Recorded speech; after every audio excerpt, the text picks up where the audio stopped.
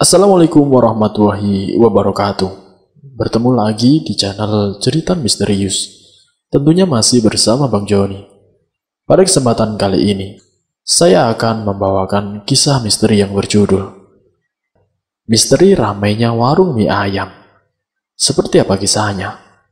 Namun sebelum kita masuk ke dalam cerita ini, tentunya nama dan tempatnya disamarkan semua. Dan tak usah kita berlama-lama lagi. Langsung saja, mari kita simak ceritanya. Siapa yang tidak tahu dengan mie ayam? Salah satu kuliner Indonesia yang sangat enak disantap. Mie ayam hidangan khas Indonesia yang terbuat dari mie gandum kuning yang dibumbui dengan daging ayam. Hidangan ini banyak terpengaruh dengan teknik penyajian kuliner yang digunakan dalam hidangan Tionghoa. Sudah hampir 1 bulan, warung mie ayam milik Arif ini sepi pelanggan. Jika pedagang-pedagang lain biasanya sibuk melayani pelanggan yang memenuhi warung mereka untuk makan siang, yang dilakukan oleh Arif setiap siang hanya melayani 1 orang sampai 4 orang pelanggan. Sisanya adalah mengusir sekumpulan lalat yang telah mengganggunya melamun. Padahal dia membuka warungnya di tengah-tengah kota, yang di sekelilingnya banyak pabrik maupun perusahaan yang banyak karyawannya. Waktu jam makan siang banyak orang berlalu lalang, namun tidak satupun yang mampir ke warungnya. Arif sendiri bingung apa yang terjadi dengan bisnisnya. Warung yang ia buka dari uang pensiun sebagai karyawan itu dirasa tidak memiliki masalah. Lokasinya cukup strategis karena tidak jauh dari pusat perkantoran, dilengkapi dengan meja dan kursi serta tempatnya yang cukup luas. Adapun soal rasa, Arif pernah beberapa kali meracik ulang bumbu dari mie ayam buatannya. Tapi tetap saja, uang belum datang kepada dirinya. Melihat istrinya yang sehari-hari membantu memasak dengan sepenuh hati, dan juga kedua anaknya yang rajin dan berprestasi di sekolah, membuatnya tidak tega untuk melepas usaha ini.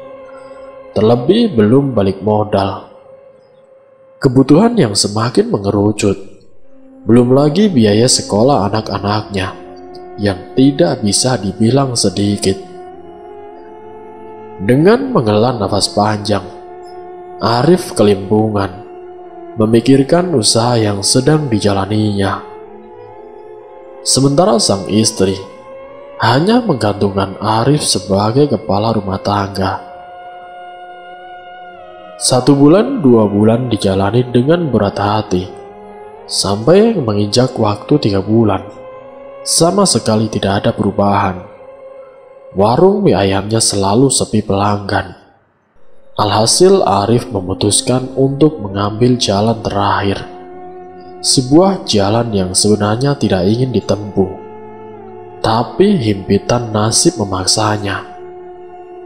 Arif pergi ke salah satu dukun. Tekad yang sudah bulat, ia pun mengetuk pintu rumah Mbak Dukun yang sering disapa dengan Bana. "Mbah, tolong bantu saya, Mbah, agar dagangan mie ayam saya laris," pinta si Arif. Mbah Dukun hanya memandanginya sambil tersenyum kecil. Wajah itu seakan menunjukkan bahwa ia memiliki rencana untuk memutar balik nasib si Arif yang memohon padanya dengan sungguh-sungguh. Terjadilah obrolan yang sangat panjang, sampai Mbah Dukun berkata, "Sekarang kamu bisa pulang, tapi jangan lupa syaratnya. Mie ayam kamu tidak boleh dibawa pulang. Dan jangan lupa sesajennya. ucap dukun tua itu. Kalimat tersebut seperti kalimat penenang bagi Arif. Keputusan yang berkobar di dalam dirinya seakan telah padam dengan janji yang diberikan oleh Mbah Dukun. Di malam harinya mulailah Arif melakukan ritual dengan mantra yang sudah diajarkan oleh Mbah Dukun. Tidak lupa juga sesaji yang harus disiapkan, mulai dari bunga kantil, bunga kamboja, melati, mawar dan juga dupa serta kemenyan. Tepat pada malam Jumat, Arif dengan tenangnya bersekutu dengan iblis tanpa memikirkan anak dan juga istrinya. Sehari kemudian, Arif sangat semangat seakan membuka bisnis warung mie ayamnya itu. Untuk pertama kalinya, ia membersihkan meja, kursi dan juga peralatan makan, mengisi sambal dan kecap, juga menyediakan varian minuman yang lebih banyak lagi. Pesugihan yang dilakukan oleh Arif ternyata membuahkan hasil. Baru 1 hari ia berjualan, sudah banyak pelanggan yang datang. Ia tidak lagi menghabiskan waktu berdagangnya dengan melamun ataupun mengurusi lalat-lalat, melainkan melayani pelanggannya yang banyak. Orang-orang yang singgah ke warung mie ayamnya semakin banyak saja setiap harinya, mulai dari para karyawan pabrik dan juga warga sekitar yang sengaja untuk datang. Tidak ada lagi melamun dan juga mengusir lalat, hanya kerja keras untuk memberikan pelayanan terbaik bagi para pelanggan-pelanggannya. Di sini Arif sendiri kebingungan, mengapa nasibnya berubah dengan begitu cepat. Ia tidak merombak resep mie ayamnya, ataupun melakukan promosi besar-besaran. Hanya spanduk yang bertuliskan nama warung mie ayamnya. Tapi ia tidak terlalu mementingkannya. Yang terpenting bagi dia sekarang adalah bagaimana caranya untuk tetap rutin menyajikan sesajen dan juga melarang dengan cara baik-baik setiap pelanggan yang datang untuk membungkus mie ayam buatannya. Singkatnya, dalam kurun waktu 1 bulan, pelanggan Arif semakin banyak. Bagi dia sungguh mustahil mendapatkan keuntungan sebanyak itu di dalam waktu 1 bulan ini.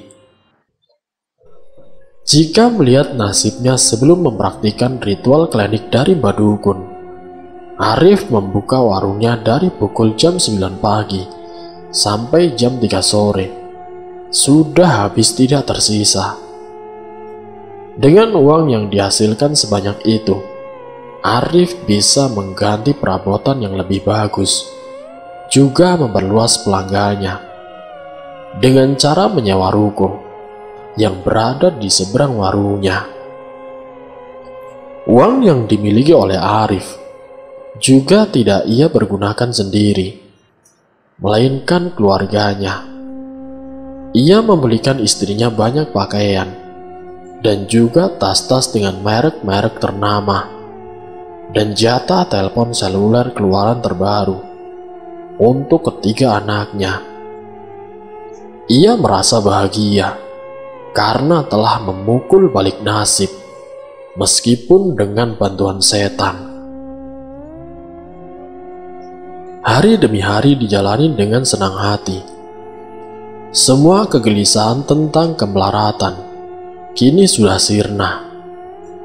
Rumah yang kini sudah megah dengan fasilitas yang serba ada dan mewah. Warung mie ayam yang berada di sekitarnya kini terkena imbasnya. Padahal dulunya warung-warung yang ada di sebelahnya sangat laris manis. Tapi semenjak Arif melakoni dunia pesugihan, semua tersaingi. Bagi Arif untuk menutupi perilakunya yang sangat sesat ini dan juga menyimpang aturan agama, Setiap harinya, Arif selalu berbagi ke orang-orang yang membutuhkan. Ia dikenal oleh warga karena kedermawaannya. Belum ada yang curiga dengan kelakuan si Arif yang sangat musyrik ini. Namun waktu itu ada salah satu warga yang baru pulang dari kota. Sebut saja namanya adalah Hendro. Hendro mendengar ada salah satu warung mie ayam yang populer di daerahnya, yaitu warung mie ayam milik Arif. Tidak mau menunda-nunda lagi, Hendro yang memang pecinta kuliner, ia pun bergegas mendatangi warung mie ayam itu. Kesan pertama waktu makan di situ, jelas rasanya enak sekali. Tidak ada yang aneh. Mie ayam itu seperti mie ayam pada umumnya. Namun saat kedua kali Hendro makan di situ bareng dengan istrinya, masih tidak ada apa-apa. Tetapi di situ, dia mulai keheranan. Kenapa warungnya selalu ramai? Ramai dalam artian, benar-benar ramai sekali. Sedangkan warung di sebelahnya sangat sepi. Apakah mungkin karena saking enaknya? Hendro berpikir seperti itu. Ketiga kali makan di situ, dan seterusnya Hendro mengajak keluarganya makan di warung mie ayam milik Arif. Di sini ada satu hal yang Hendro sadari. Ternyata selama ia membeli di situ, Arif yang menyajikan mie ayam itu selalu tersenyum saat menyiapkan mangkok-mangkok mie ayamnya. Di sini Hendro berpikir mungkin dia berusaha untuk ramah dengan para pembeli. Sampai akhirnya, salah satu anaknya si Hendro kemudian berkata, kalau bapak-bapak yang berjualan selalu tersenyum dan seolah-olah dia ini menunggu sesuatu untuk dimasukkan ke dalam mangkuk mie ayam sebelum mie ayamnya dituang. Singkatnya 1 bulan berlalu. Anaknya Hendro yang waktu itu kelas 2 SMP, sebut saja namanya adalah Rara, di mana ia pulang sekolah. Ia makan dengan temannya di tempat si Arif. Mereka duduk di depan. Posisinya ada 1 meja lagi sebelum jendela. Rara merasa mie ayamnya rasanya sangat berbeda. Tidak tahu apa yang berbeda, tapi di lidahnya sangat berbeda. Rasanya seperti air cucian piring, dikasih saus dan kecap. Temannya pun begitu. Dia bahkan muntah-muntah. Ih, mie apa ini? Kok rasanya anyir begini? Rara yang tidak tahu apa penyebab mie ayamnya rasanya sangat aneh. Mereka pun langsung membayar, kemudian pergi dari tempat itu. Namun sebelum itu, Rara sempat mendengar ada suara perempuan tertawa. Sayup-sayup suaranya, tapi terdengar lumayan jelas. Rara pulang ke rumah temannya dengan jalan kaki. Di jalan temannya Rara berkata, "Ra, kamu tahu nggak? Mie ayam tadi diludahi setan, Ra. Dia tadi ketawa gara-gara aku muntah-muntah," ucap temannya Rara. Rara yang mendengar perkataan dari temannya langsung terkejut karena suara tawa tadi ternyata benar adanya. Dia berpikir kalau pendengarannya memang salah. Sekitar seminggu kemudian, Rara datang lagi bersama mama papanya, yaitu si Hendro, untuk makan di tempat si Arif. Dan disitulah hari di mana Rara memutuskan untuk tidak makan lagi di tempat itu. Perempuan dengan jubah putih melewati kaki, dengan rambut panjang ke bawah, duduk di atas gerobak mie ayam tersebut. Mukanya sangat pucat. Rara merinding setengah mati. Saat dia menyadari Rara bisa melihatnya, wajahnya berubah seram, hancur berantakan, darahnya menetes. Terlebih itu ada satu lagi di samping penjual mie ayam itu. Ada anak kecil yang meludahi mangkok berisi minyak dan kaldu mie ayam sebelum mie ayamnya dituang. Saat mie ayamnya telah datang di meja Rara, Rara tidak mau makan karena ia melihat mie ayam itu sudah diludahi. Rara pun teringat apa kata temannya beberapa saat lalu yang berkata kalau mie ayamnya diludahi oleh setan. Alhasil mie ayam punya Rara dibungkus. Awalnya Arif melarang untuk mie ayamnya dibungkus dengan alasan tidak ada plastik. Namun entah kebetulan atau tidak, Rara ini membawa kantong plastik yang tadi untuk praktik di sekolah. Dengan berat hati, karena tidak punya alasan lagi, akhirnya Arif membungkus mie ayam itu. Sesampainya di rumah, Rara melihat bungkusan itu dan tercium bagaimana asamnya bau mie ayam itu, seperti sudah basi. Padahal mereka dari warung langsung pulang ke rumah. Rara kemudian menceritakan semua kepada orang tuanya. Tapi mereka menolak percaya. Terlebih bapaknya, yaitu si Hendro, tipe orang yang tidak akan percaya sebelum melihat.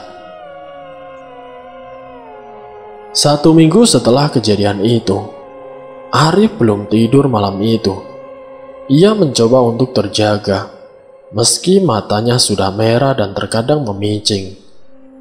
Ia merencanakan sesuatu yang bisa dilaksanakan ketika istrinya sudah masuk dalam kamar untuk beristirahat.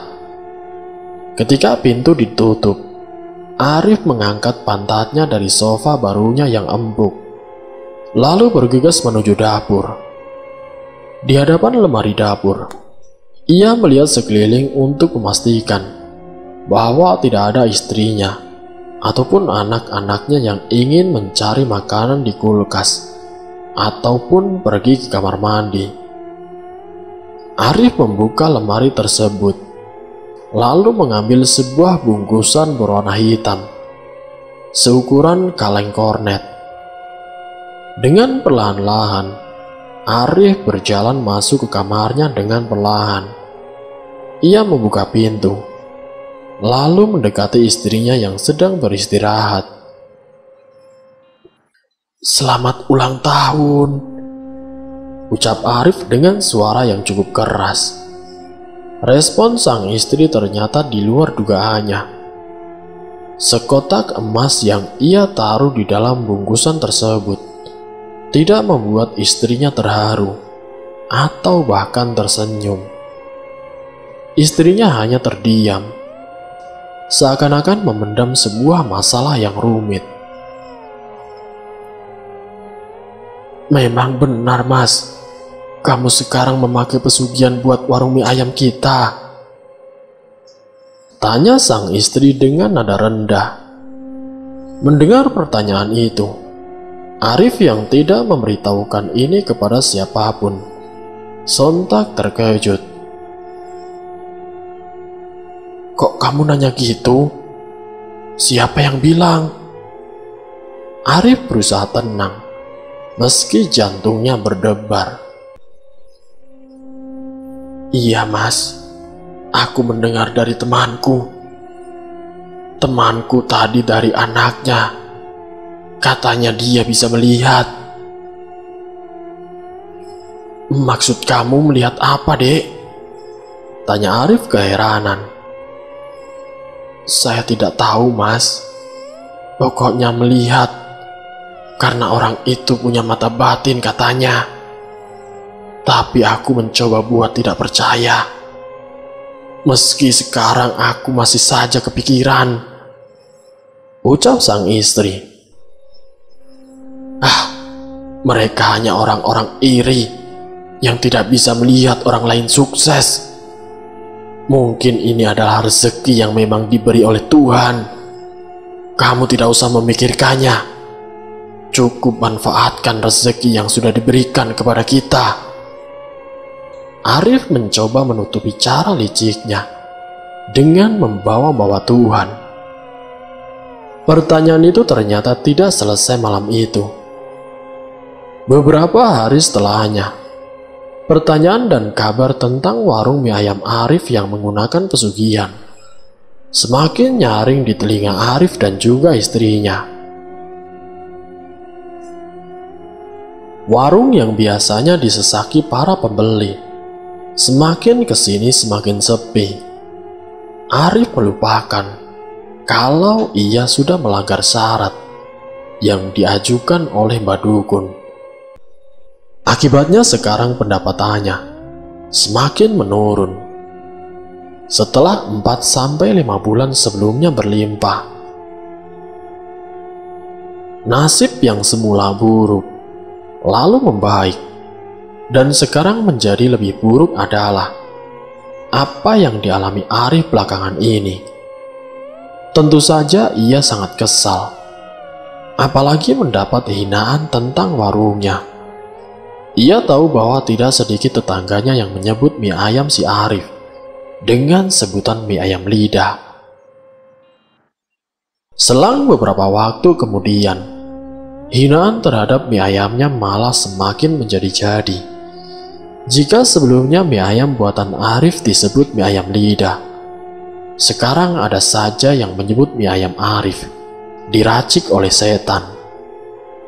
Hinaan ini lama-kelamaan tidak membuatnya kesal, tetapi juga bingung. Arif mencoba tidak memikirkannya, karena ia sama sekali tidak merasa telah melakukan perbuatan jahat. Menurutnya Mbak Dukun hanya membantunya untuk memperlancar jalannya rezeki, tanpa bantuan setan atau apapun. Namun pada akhirnya, Arif kalah juga oleh rasa penasarannya. Tanpa sepengetahuan dari Mbak Dukun itu, Arif mencari orang pintar lain untuk membantunya membuka mata batin. Hal ini dilakukan karena ia ingin membuktikan apakah Mbak Dukun yang pertama sesuai dengan apa yang ia percayai, membantunya dengan pesugihan yang memang licik, tapi tidak melibatkan setan di dalamnya. Malam itu Arif menutup warungnya lebih awal, guna mempermudah proses membuka mata batinnya yang akan dibantu oleh Ki Somad. Ia mengenal Ki Somad dari salah satu kawannya. Kawannya merekomendasikan Ki Somad karena ia percaya dapat membuka mata batin. Arif hanya berdua dengan Ki Somad malam itu. Keheningan membuat rapalan mantra Ki Somad terdengar sangat keras. Arif tahu bahwa rapalan itu tidak beda jauh dengan ritual klinik yang dibaca oleh Mbah Dukun yang pertama. Tapi ia tetap mencoba untuk mempertanyakannya. Ketika kamu membuka mata, jangan panik, karena ada saya di sini, ucap Ki Somad. Arif terkejut dengan pernyataan itu. Ia bertanya-tanya tentang apa yang berada di balik matanya. Setelah membuka matanya, Arif tidak percaya atas apa yang ia lihat. Di gerobaknya terdapat makhluk besar yang sekujur tubuhnya dipenuhi rambut seperti kerah. Matanya merah dengan mulut yang seakan-akan tersenyum ke arahnya. Adapun dari mulutnya, dipenuhi air liur yang menetes-netes di atas kuali tempat ia merebus mie ayam. Belum lagi di bawah gerobaknya, banyak sekali kotoran dari makhluk itu. Bau busuk pun sangat mengganggu indera penciumannya. Melihat semua itu, Arif tahu bahwa tidak ada pesugihan yang tidak melibatkan setan. Juga Arif tahu dari mana asal mula hinaan terhadap mie ayamnya berasal. Dan mulai saat itu juga, Arif meminta bantuan kepada Ki Somad agar ia bisa terlepas dari jeratan setan itu. Harta yang telah dimilikinya pun kian menyusut. Tidak mudah untuk bertobat dari praktik pesugihan yang pernah dijanjikan. Arif harus mencari beberapa kiai dan melakukan ruqyah secara rutin agar jin pesugihan pergi dan perjanjian dibatalkan. Namun usaha tersebut bukanlah tanpa hambatan. Arif kerap mendapat teror dari dukun pesugihan saat hendak bertobat. Dukun itu mengancam kalau memutuskan perjanjian gaibnya, maka Arif akan ikut mati.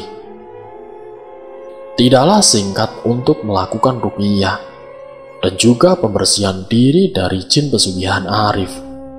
Arif membutuhkan waktu 2 tahun untuk membatalkan perjanjian pesugihannya.